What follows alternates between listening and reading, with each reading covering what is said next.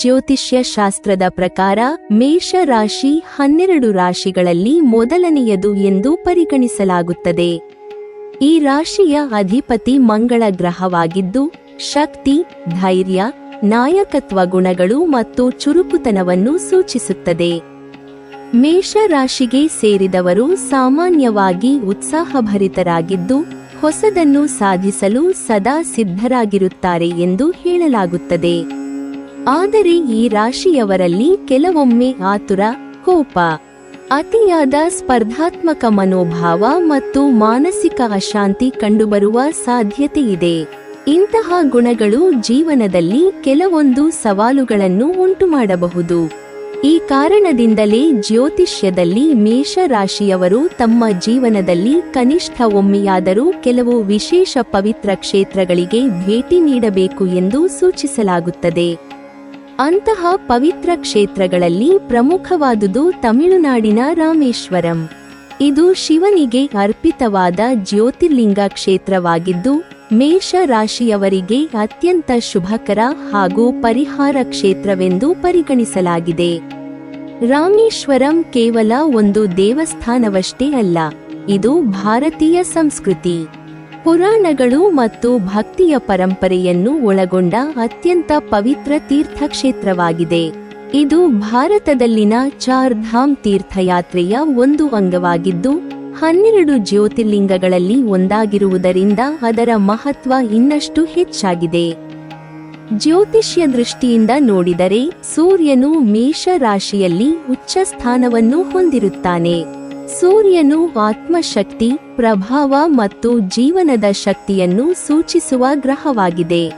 ಈ ಕಾರಣದಿಂದಲೇ ಮೇಷ ರಾಶಿಯವರು ಸೂರ್ಯನ ಶಕ್ತಿಯನ್ನು ಸಮತೋಲನಗೊಳಿಸಲು ಮತ್ತು ಜೀವನದಲ್ಲಿ ಉಂಟಾಗುವ ಅಡೆತಡೆಗಳನ್ನು ನಿವಾರಿಸಿಕೊಳ್ಳಲು ರಾಮೇಶ್ವರನ್ನಂತಹ ಪವಿತ್ರ ಕ್ಷೇತ್ರಗಳಿಗೆ ಭೇಟಿ ನೀಡುವುದು ಉತ್ತಮ ಎಂದು ನಂಬಲಾಗಿದೆ. ಇಲ್ಲಿ ಶಿವನ ಆರಾಧನೆ ಮಾಡುವುದರಿಂದ ಮನಸ್ಸಿಗೆ ಶಾಂತಿ, ಆತ್ಮವಿಶ್ವಾಸ ಮತ್ತು ಧೈರ್ಯ ಹೆಚ್ಚುತ್ತದೆ ಎಂಬ ವಿಶ್ವಾಸವಿದೆ. ರಾಮೇಶ್ವರಂ ದೇವಸ್ಥಾನದ ಪುರಾಣಿಕ ಹಿನ್ನೆಲೆ ಕೂಡ ಅದ್ಭುತವಾಗಿದೆ. ರಾಮಾಯಣದ ಪ್ರಕಾರ ಭಗವಾನ್ ಶ್ರೀರಾಮನು ರಾವಣನನ್ನು ಸಂಹರಿಸಿದ ನಂತರ ಬ್ರಹ್ಮಹತ್ಯೆ ದೋಷದಿಂದ ಮುಕ್ತಿ ಪಡೆಯಲು ಈ ಸ್ಥಳದಲ್ಲಿ ಶಿವಲಿಂಗವನ್ನು ಪ್ರತಿಷ್ಠಾಪಿಸಿ ಪೂಜೆ ಮಾಡಿದನು ಎಂದು ನಂಬಲಾಗಿದೆ. ಸೀತಾದೇವಿಯು ಮರಳಿನಿಂದ ರಾಮಲಿಂಗವನ್ನು ನಿರ್ಮಿಸಿದಳು ಎಂಬ ಕಥೆಯೂ ಪ್ರಸಿದ್ಧವಾಗಿದೆ.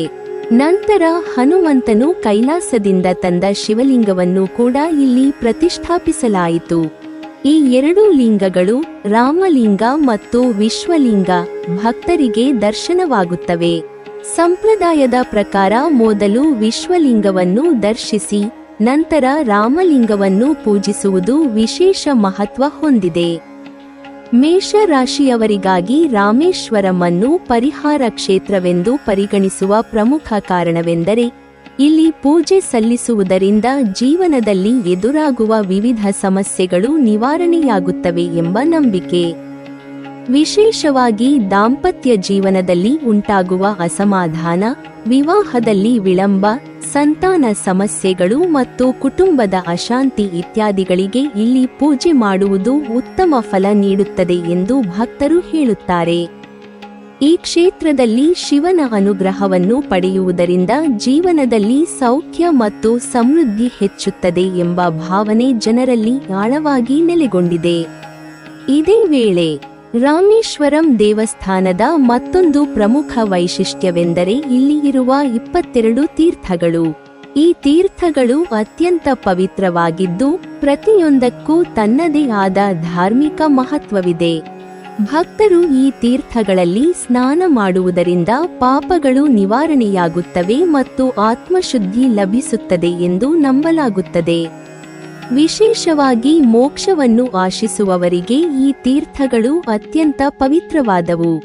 ಮೇಷ ರಾಶಿಯವರು ಈ ಕ್ಷೇತ್ರಕ್ಕೆ ಭೇಟಿ ನೀಡುವಾಗ ಈ ತೀರ್ಥಗಳಲ್ಲಿ ಸ್ನಾನ ಮಾಡುವುದು ವಿಶೇಷ ಫಲಪ್ರದ ಎಂದು ಹೇಳಲಾಗುತ್ತದೆ. ರಾಮೇಶ್ವರಂ ದೇವಸ್ಥಾನದ ವಾಸ್ತುಶಿಲ್ಪ ಕೂಡ ಮನಸೆಳೆಯುವಂತಿದೆ.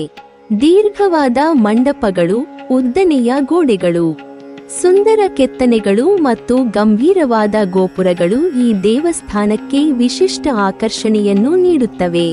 ಇದು ದಕ್ಷಿಣ ಭಾರತದ ದೇವಾಲಯ ವಾಸ್ತುಶಿಲ್ಪದ ಅತ್ಯುತ್ತಮ ಉದಾಹರಣೆಯಾಗಿದೆ. ದೇಶದ ವಿವಿಧ ಭಾಗಗಳಿಂದ ಮಾತ್ರವಲ್ಲದೆ ವಿದೇಶಗಳಿಂದಲೂ ಸಾವಿರಾರು ಭಕ್ತರು ಇಲ್ಲಿಗೆ ಬಂದು ದರ್ಶನ ಪಡೆಯುತ್ತಾರೆ. ದೇವಾಲಯದ ಪೂಜಾ ಸಮಯಗಳು ಭಕ್ತರಿಗೆ ಅನುಕೂಲಕರವಾಗಿವೆ. ಬೆಳಿಗ್ಗೆ ಮುಂಜಾನೆ 4 ಗಂಟೆಗೆ ದೇವಸ್ಥಾನ ತೆರೆದುಕೊಳ್ಳುತ್ತದೆ. ನಂತರ ಬೆಳಿಗ್ಗೆ 5 ಗಂಟೆಯಿಂದ ಭಕ್ತರಿಗೆ ದರ್ಶನಕ್ಕೆ ಅವಕಾಶ ನೀಡಲಾಗುತ್ತದೆ. ಈ ವೇಳೆಯಲ್ಲಿ ನಡೆಯುವ ಸ್ಫಟಿಕ ಲಿಂಗ ಪೂಜೆ ಅತ್ಯಂತ ವಿಶೇಷವಾಗಿದ್ದು ಬೆಳಿಗ್ಗೆ 5 ರಿಂದ 6 ಗಂಟೆಯವರೆಗೆ ನಡೆಯುತ್ತದೆ. ನಂತರ ಬೆಳಗ್ಗೆ 6:10 ರಿಂದ ಮೂಲಸ್ಥಾನ ದರ್ಶನ ಆರಂಭವಾಗಿ ಮಧ್ಯಾಹ್ನ 1 ಗಂಟೆಯವರೆಗೆ ಮುಂದುವರಿಯುತ್ತದೆ.